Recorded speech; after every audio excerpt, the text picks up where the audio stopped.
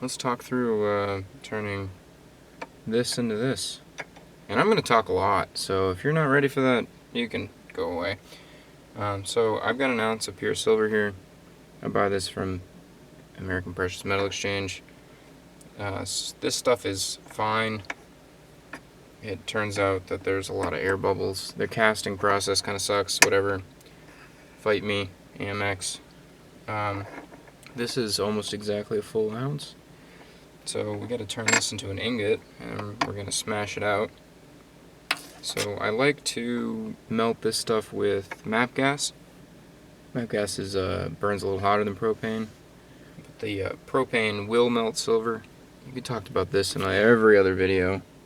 Here's the trusty charcoal. It's well used. It's literally just a piece of wood that they charred up in an oven, and we like to slip that right in there. I'm trying to deliver this as a full ounce piece.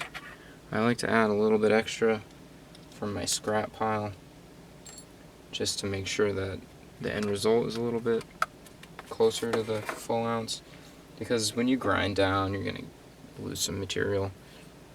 So another thing you'll see me do is we're going to wet the charcoal just so it doesn't burn up as fast, and because we really just want this stuff to burn, we don't want the charcoal to burn. So I'll let that soak in.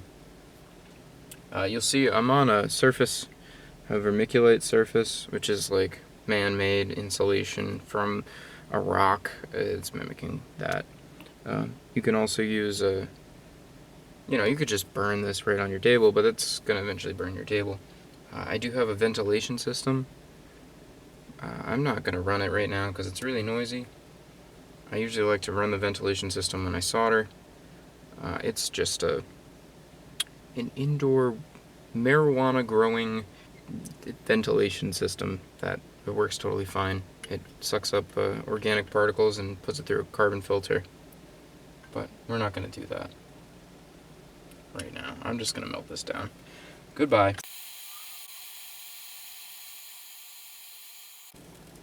You can see it gets a little red. So you'll notice that it gets a little red right before it starts to melt, and that'll be exaggerated. Turn the lights off. You'll get this nice warm color right before she hits the melt point.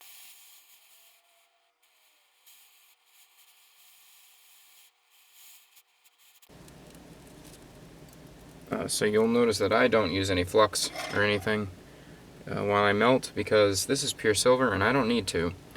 You would use a flux for if there was copper involved or something that would oxidize. Since silver doesn't oxidize, you don't have to. So we got this really ugly structure at the moment, and you'll see it has like these nubs coming off the top. So as it cools not all at the same time, and so there'll be hotter liquid portions in the center. So what those liquid portions do is they bubble up as the rest of the structure cools, and you get these weird little structures coming off the ingot, or whatever you'd call this. But that's fine. I'm just gonna melt this down again, as it's still hot. It's still like super hot.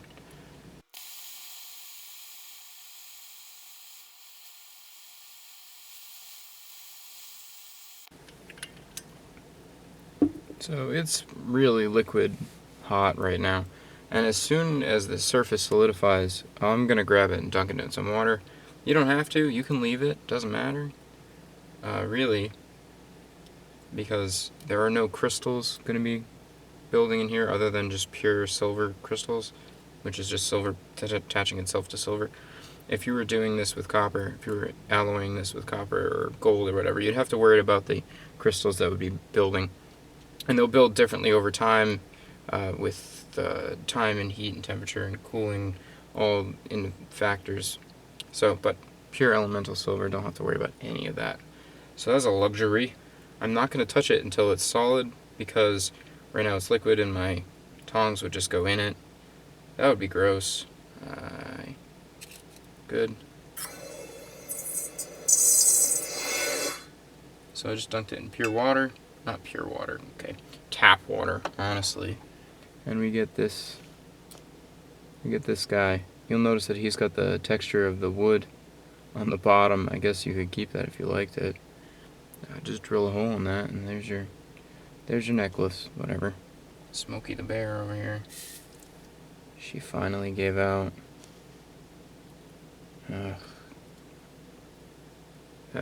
That hole finally gave out. Looks like I'm melting silver somewhere else now.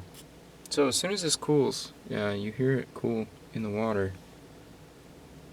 It's fine to touch. I mean, silver has the highest thermal transference of any element, so it gives and takes heat better than any other element.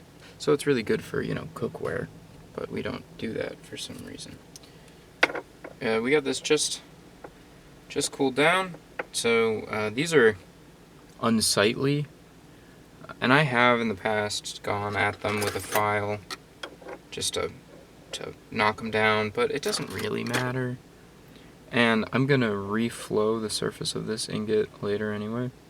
So for now, I'm just gonna hit this on the anvil and try to get the shape further down, just kind of like more rectangular. The ultimate goal is to get it into something that looks more like this.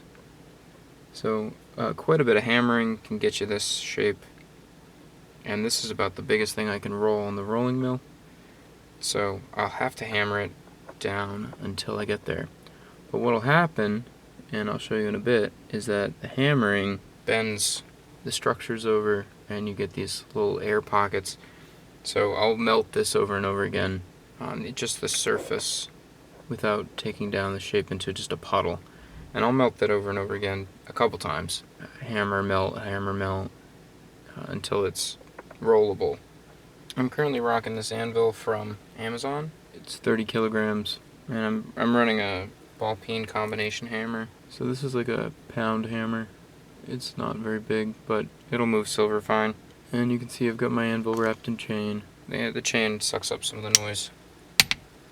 It just kind of turns into a dull thud at best. While I'm hammering, I'll be holding the ingot with a pair of pliers. These are parallel pliers with some grip in the jaws, so they'll grip real good, because I don't want to have to slip and hurt my fingers. I'm going to smash this on the anvil a couple times.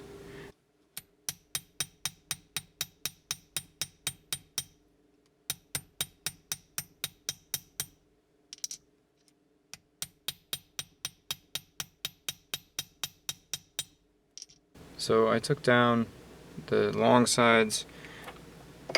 I'm going to have to do it obviously a couple more times, but we're getting there. I mean, that's pretty easy. You can see it goes up in the middle. It's just how the cookie crumbles.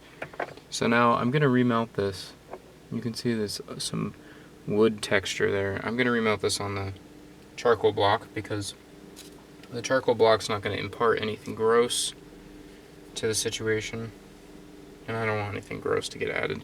If you melt this on brick or anything else, the brick will enter the structure. It's kind of gross. Don't. I am going to melt this with MAP gas again. I could do propane, but nah, this will be faster.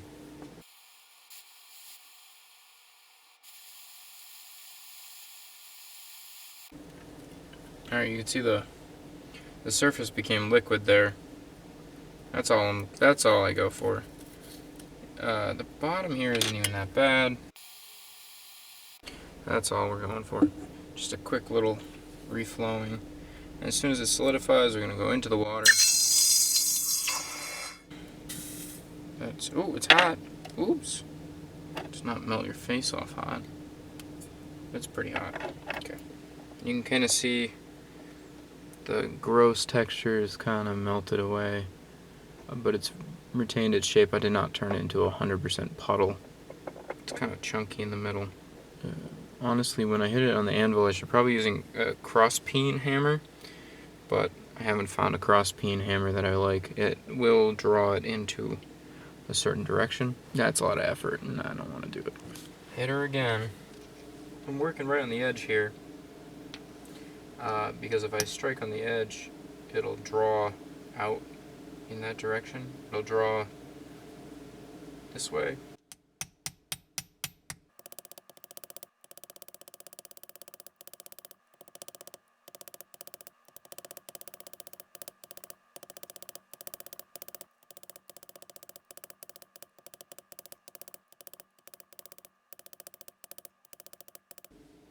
So you can see I'm kind of turning it into a cylinder.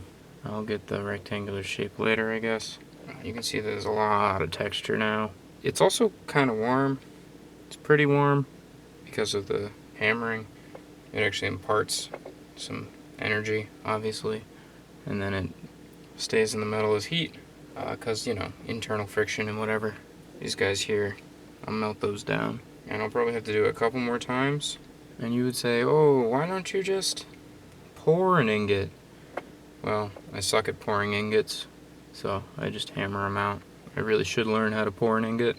It's not trivial. It's a messy process, and it's hot, and it's like, it's a little bit more chaotic, and I just don't have the luxury. And instead of pouring ingots, I'm just gonna forge my ingots for the time being.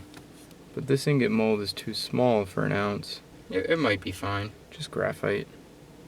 So that'll burn too, so you can't melt in that. You'd have to melt in a crucible. Everything's got its pros and cons. I've just decided to do it this way.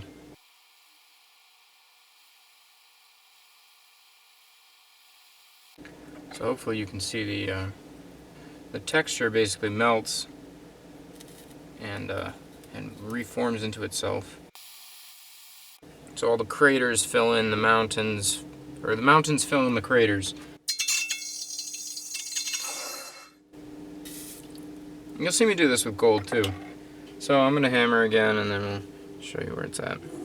So at about this point, I'm going to switch over to using a less toothed set of pliers. These are smooth pliers. I won't be imparting as much jagged teeth marks. And that's fine. That's going to be great.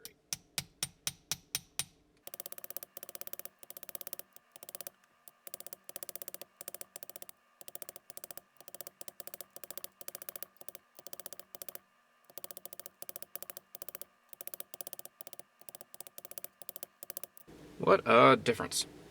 You'll see we're getting a little bit more rectangular, but we're still not small enough to fit through the roller, so I'm going to have to do this a couple more times. You can kind of see a little bit of texture in there, but nothing crazy. I'm probably not going to melt this anymore. I'll probably just anneal it, which is go right below the melting temperature. I'm going to set up for the just an annealing, and I'm leaning it up against a little brick. I'm just going to use my propane torch.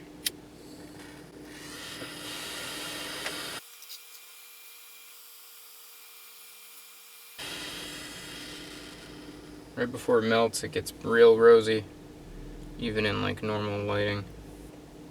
This is what happens when you quench it. Pretty cool. I'm gonna hit this with a hammer.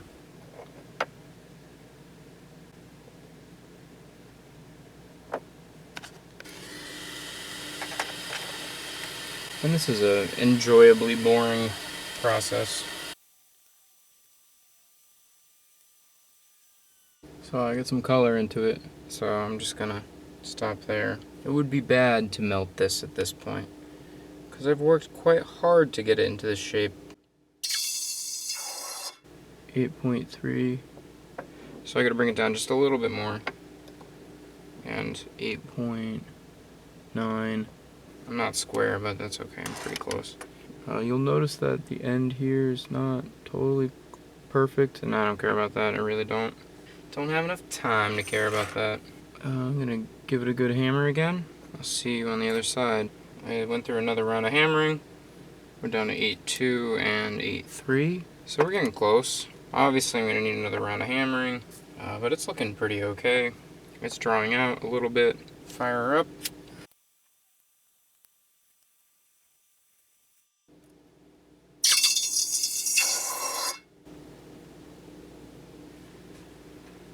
So maybe saying, why I can't use butane to do the annealing? And I could, but it would take a long time. I use propane because I got a powerful propane torch. Some people use oxypropane, which I could do, but I don't want to bring oxygen into my workspace. The, propane is just a kitchen creme brulee torch, so nothing exciting. And I mean, the MAP gas you find in kitchens too. It's nothing crazy. One more hammer time. I've gotten myself into a kind of a rhombus. I'm getting a little skewed. She's not looking that square, which is fine, because the rolling mill will take it out and definitely make it all square, but it's not perfect. If you look at it, it's a little diagonal. Diamond? I don't know. There's a word. Whatever. We don't have time to worry about that.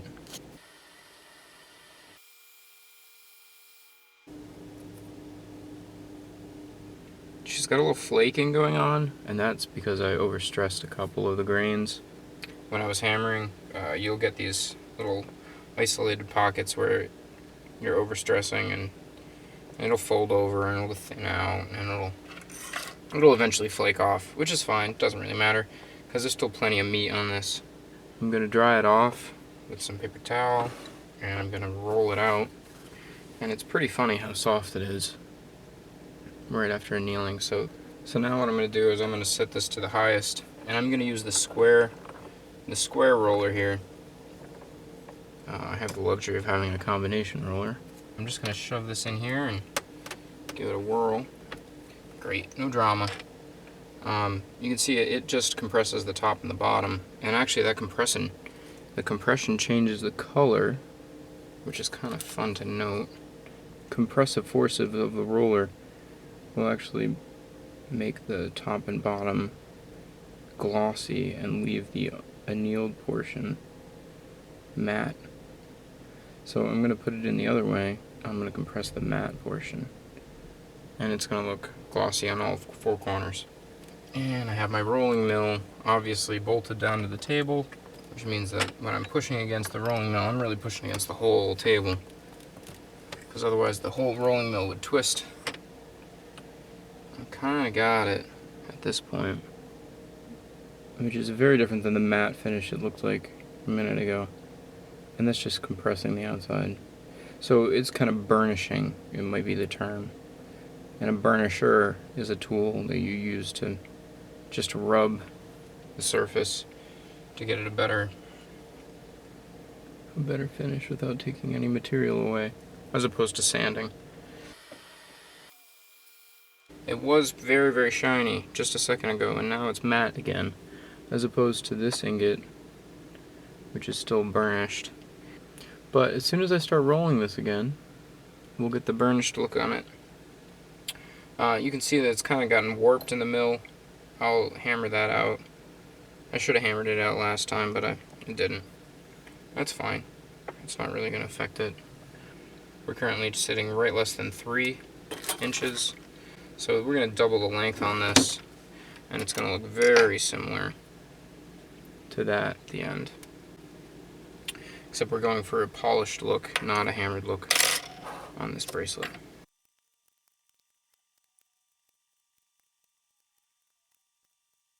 You'll notice I use a Pepe Tools roller.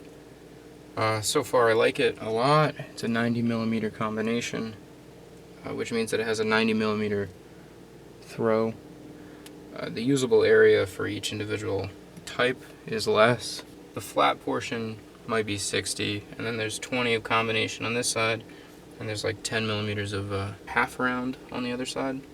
Honestly, I would buy this again, and I would recommend it. It was $600 shipped. I bought it off of Amazon, but some local retailers might have it.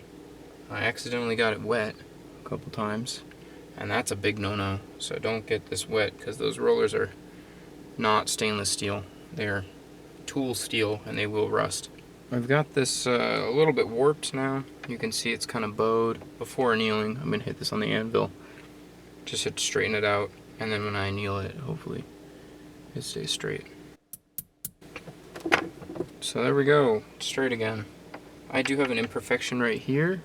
You can see I have a stretch fracture going on right here, and that'll just flake off. And that's not really a problem unless it leaves a big pit. I don't think it will, so I'm actually going to take that off like right now.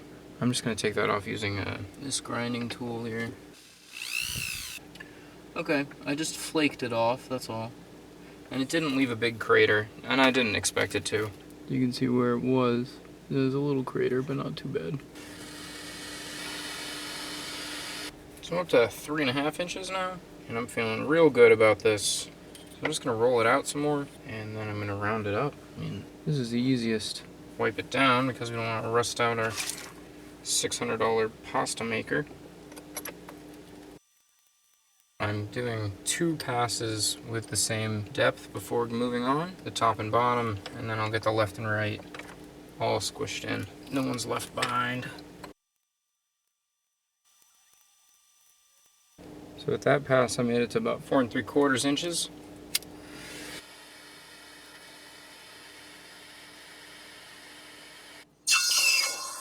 We got another imperfection over here, and that doesn't look so good. Oh, not good. We're still doing pretty good. Still doing pretty good. There might be a subsurface bubble over here that might bite me in the rear, but we don't know. Can't really tell. So I'm gonna keep rolling. So I'm definitely gonna be able to get it to the 6-inch mark on this pass. And then I'll anneal one more time to shape it. Then I'll just clean it up. Pretty much at 5 inches now. So I just have 1 inch to go. See, if I could pour an ingot out that's already this shape, I wouldn't have to go through all this work. There is something to be said about doing forging the shape versus pouring the shape, just casting a shape. So when you cast a shape, it doesn't have any of the directional work hardening. When I do this, it's any grains that are in here are lengthened in the axial direction here. I'm stretching them out, which aligns them. If you just pour this shape, the grains will be, they'll just be cast, and you'll have casting grains, which aren't as strong, and that's why you have got, you know, cast versus a forged tool. And this is a type of forging. The forging process changes the internal molecular structure. Cast versus forged internals for a car. Forged internals are stronger. So I gotta bring this out to 6.5 inches. Just a little bit more. So this is 6.5 inches now. I'm just gonna anneal it one more time so I can bend it up. You can imagine that every grain that started in the center of the ingot has been stretched 1 inch in either direction here, and every grain that started its life over here is stretched this, you know, so the grains are not just sitting where they were, they're longer now. And every time we anneal, we kind of melt some of the grains and unstress them once more into the ball jar. Now I'm just going to form it, and this is going to be really easy. I'm just going to, yeah, I don't know if you can see it, but it's just, it's really that easy. For the ends here, I'm going to use some leverage, and I don't want to mar the surface, right? So I got the end rubber clamped. I'm just going to bend that in. I'm going to do the same thing on the other side. Crunch force there. So now it looks pretty bad, but we're getting there. I've got some round tools that I'll just hammer this on. I've got a mandrel. I literally shove into a hole, right? I mean, there she is. It's not very scientific, but then I'll place this over here and I'll work on it on the mandrel. Back to the hammer. So, you know, we've got it a little bit more round. Hit it on the anvil just to flatten it out. I'm gonna buff it up. As I burnish, we're just modifying the surface of this. You can kind of see the ends here are a little rough. Grind those down.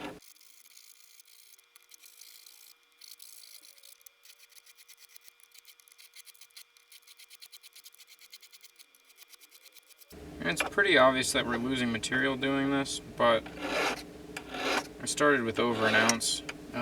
So this is pretty good. I'm gonna hit it with a buffing wheel.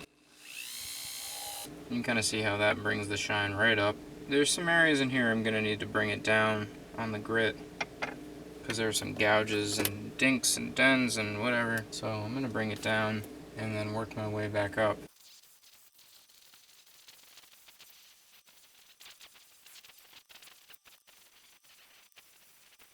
And you might be saying, Jacob, where'd you get that flex tool? That looks expensive. It's not expensive. This is a Chinese-made, nothing brand. I get to basically abuse the snots out of it with no repercussions. And as you can see, this is still, you can manhandle the opening a little bit to get it on your arm. Malleable, but it's strong. Great. Now I'm just going to hit on the buffing wheel, and that'll be it. I just hit on the polishing wheel, so she's a little dark, but I'll take some Dawn soap and I'll clean it up with the Dawn. And that's pretty nice. That's pretty good. Again, you can just bend it up to open it up, and you bend it closed. Just give it a little muscle. Right. Bend it up, slip it over, cuff it down. Not that exciting. The process is pretty straightforward. There's 2 bracelets right there.